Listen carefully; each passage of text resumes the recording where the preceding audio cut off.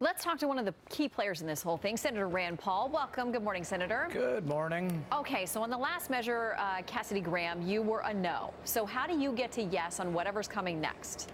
Well, the first thing is Graham Cassidy was not repeal. It was sort of fake repeal put forward, but it wasn't repeal.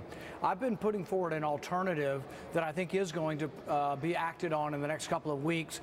Graham Cassidy probably will never be acted on, but I can tell you that the White House is excited about my alternative, and my alternative is to let individuals buy across state lines through health associations, and we believe the president can do this and will do this through basically a regulatory change or a reinterpretation of a law from the 1970s. So this is good news. We think millions of people are now going to be allowed to get insurance across state lines, inexpensive insurance, insurance that covers what they want it to cover, and this is going to be a huge step forward for the health insurance problems that we have in our country. Okay, you say it's a first step. Obviously, there are still things to be addressed, taxes, mandates, those kinds of things. So where do you go next? Even if you give consumers the power to buy across state lines, what about those lingering issues? Well, I think this is a big first step. We're talking about millions of people buying across state lines and also millions of people having access to inexpensive insurance.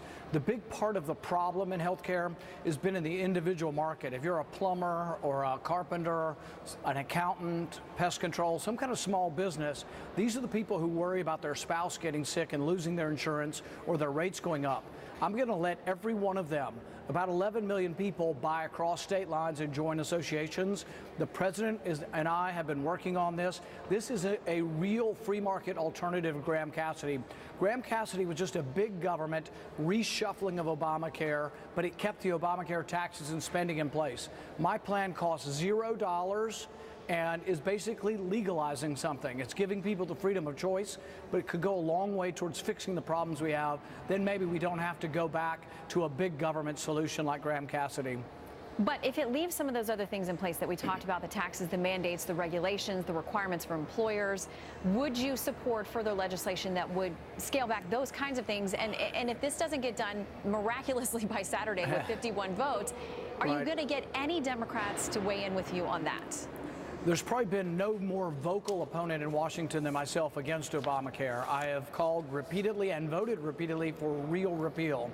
So what I would say is yes, I'm ready to vote now. There were parts of Graham Cassidy that were repeal. Repeal of the individual mandate, employer mandate, let's vote on it now. Expansion of HSAs, health savings accounts, let's vote on that now. Giving governors waivers, let's vote on that now. The main thing I opposed in Graham Cassidy was that they kept the Obamacare spending and just reshuffled it from Democrat states to Republican states. That was not an answer, and it's sort of petty partisanship, and it was big government, and it was fake repeal. But yes, there are parts that we could vote on, and I've met with people, the White House and the Senate leadership, and said, I'm ready to vote today if they'll put forward something that is simply a repeal bill. And you know that's never going to happen, at least not in the current framework. I mean, as much as you are a critic of the Affordable Care Act, of Obamacare, whatever folks want to call it, for you, is it about if you can't get a vote for a full repeal, that you're not going to vote for anything short of that? Or is there some wiggle room in there?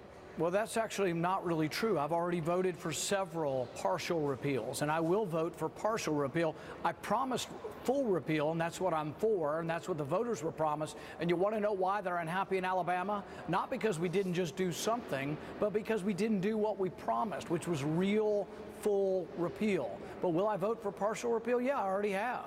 And so I want real repeal. I'm just not voting to replace Obamacare with a Republican version of a big government redistribution that keeps all the Obamacare taxes and spending in place. That's fake repeal, and I'm not going to vote for that. Okay, a tweet from the president. He says, we will have the votes for health care, but not for the reconciliation deadline of Friday, after which we need 60. Get rid of filibuster rule. Leadership on both sides of the aisle says no way, they're not going to do it. It's a tool for the minority, which the Republicans at some point will once again be in the minority. It's the only tool the Republicans would have in that space. The Democrats as minority have to resist the tyranny of the majority. Where are you on filibuster? Right. You know, I think the filibuster serves liberty in the sense that it doesn't allow legislation to move forward too quickly. Over our 250-year history, really, the Constitution was about preserving liberty, so it made the process and the wheels of Congress move slowly, purposely to preserve liberty.